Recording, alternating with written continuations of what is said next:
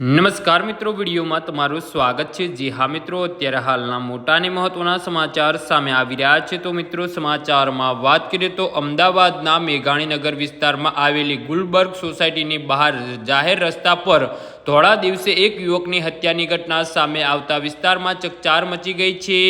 જી હા મિત્રો, અત્યારે હાલના મોટા અને દુઃખદ સમાચાર સામે આવી રહ્યા છે। તો પ્રાપ્ત વિગતો અનુસાર આજે સવારે આશરે 11:30 વાગ્યાની હરેશ પટણી નામના યુવકની અજાણ્યા શખ્સોએ શરીરના ઘા મારીને હત્યા કરી નાખી હતી।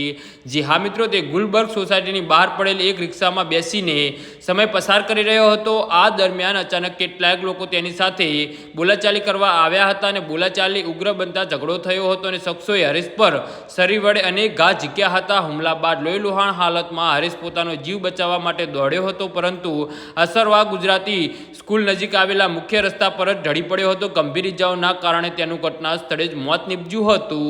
જી હા મિત્રો, તો આના વિશે તમારું શું કહેવું છે તો નીચે અમારી કમેન્ટ બોક્સમાં જરૂરથી જણાવજો અને અમારી યુટ્યુબ ચેનલને સબસ્ક્રાઇબ કરવાની ભૂલતા નહીં। ધન્યવાદ।